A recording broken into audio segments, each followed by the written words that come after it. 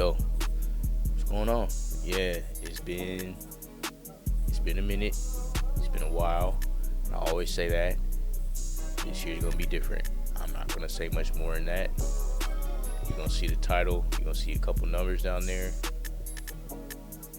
Put two and two together, figure out what that means on your own. But just know we're gonna make it happen this year. I wanted to start off with something very simple today. I wanted to talk about my favorite movies and shows of 2024. Now, it's not many, well, not as many movies. There's a lot of shows I like, but I'm only gonna mention three. But I'm only mention three of each because those were the ones that all stood out to me. And I remember my theater experience, and overall were just all good movies. There were a lot of good shows. There's some shows that I still haven't even caught up to yet, but we're gonna get there. But as of now, we're gonna go off. These are in no order. Also, these are no order in particular. These are just. I'm gonna start off with the movies, and then I'll start off with the shows in this no order. These are just the ones that stuck out to me and that I enjoyed watching the most. First up, we got Monkey Man. Now, I don't know. I feel like Monkey Man kind of flew under the radar. It was directed and starred in by Dev Patel. If you don't know Dev Patel, he was the main actor in Slumdog Millionaire, which came out a really long time ago, and he's just been killing it since then. He's honestly one of my favorite actors to look out for, and when I heard that he was directing his first feature, I was all for it, and that it was going to be action. I was all for it, absolutely. And if you look at all the stuff that production went through while shooting this movie, it's still surprising that it was even made, and two, that it was even as good as it was. To try to sum it up, Monkey Man is basically an action movie about this boy who's trying to kind of go up against the government who killed his mom when he was younger. And he starts off as like a wrestler, but he's kind of working his way up to finding the people that killed his mom and the system behind it and all that. It's basically the gist of it. It's a lot of great action, a lot of really good fights, like a lot of brutal fights. Dev Patel for sure did his thing, and I commend him for doing his own stunts as well, because those fight choreography and sequences, probably some of the best I've seen last year, if not the best. Definitely worth the watch if you haven't checked it out.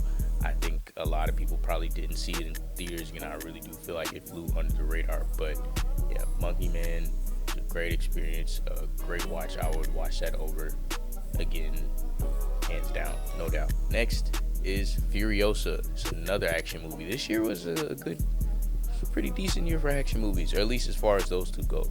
Now, in the box office, it might not have made back as much money as it should have, but Furiosa, if you are into the Mad Max story or the Mad Max movies, the first one I was aware of was Mad Max Fury Road. It came out in 2014 with Tom Hardy and Charlize Theron, and this movie is basically a prequel to that, and it stars Anya Taylor-Joy and Chris Hemsworth, and probably one of the best roles I've seen him in outside of Thor. You can just tell he is having fun with the role, like the way his character looks. He is just living it up. Furiosa, it's about Furiosa. Furiosa was a character in Mad Max Fury Road, and it's just her backstory, where she came from, the society of women. I think that she came from, how she ended up losing her mom, and how she ended up becoming kind of under the control of Chris Hemsworth's character. I forgot his character's name, but how she became under his control and broke away from him to be with Immortan Joe. Immortan Joe is the main villain of Fury Road, and he's also who we see Furiosa with at the beginning of that movie. And it just kind of explains from her childhood to how she got there, and how she also ended up overcoming Chris Hemsworth's character. A lot of crazy action pieces, like talking about cars being blown up. Like, if you haven't seen Fury Road, it's really just a long chase scene, but everything that they're doing is mostly practical. All the car explosions you've seen, the people being attached to cars, flying off the cars, and all like the fighting they're doing while they're driving, that's majority all real. George Miller brings that to Furiosa as well. Also, I think they did a great job in casting Anya Taylor-Joy. Really been loving her in a lot of projects she's been in. She's also one of my favorite just up-and-coming actors, or not even up-and-coming, but she's amazing, so talented, and she barely even talks in this movie after like the first half. But when she does, in the moment that she does, it's like, whoa, she really does, I think, kind of embody the same type of character Charlize Theron played in Fury Road. I don't think they could have chose a better actress to serve as the younger version. I think there's supposed to be a third one coming out. I'm not sure how I feel about that one, but while Fury Road was still, the action there was better, I still think the action in Furiosa holds up a lot.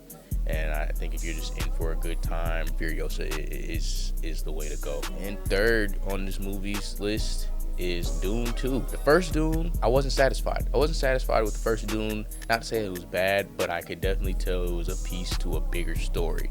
It felt like, okay, I'm just now kind of getting to the climax of this. What's next? Right? And Dune 2 shows you what's next. If you don't know, Dune 2 is just a continuation of Paul Atreides, and House Atreides are trying to continue House Atreides after they were attacked by House Harkonnen, as he adapts to the desert people, the Fremen, and they see him as some sort of messiah. And the whole story is that he's trying to combat against this messiah narrative because he really doesn't want to, because he knows it's his mother. I forgot the actress who plays his mother, but she's the one who's really manipulating these people and making them believe that he's the messiah. And he also starts to be able to see the future, and he knows that if he adopts this role, that it's just going to be endless war, endless conflict. And while he tries his hardest to fight against it, he still ends up going down that path. And when he finally makes that switch, that turn, it's like, man, again, Timothée Chalamet really does turn it up on the acting. It took a while for me to really take Timothée Chalamet serious as an actor. This movie put him up there for me. Dune 2 was crazy. From the opening scene with them like floating off of the rock, one of the best movies cinematically I've seen in a long time. Some of the best directing I've seen in a long time as well. And when Timothée Chalamet is on screen, he kills it every time. There's not really a dull moment in any part of the movie. The rest of the cast is also amazing. You have Austin Butler, you also have Zendaya, Javier Bardem. If you didn't see it in theaters, you missed out on a good one. If they re-release it, I would 100% say you should go back and rewatch.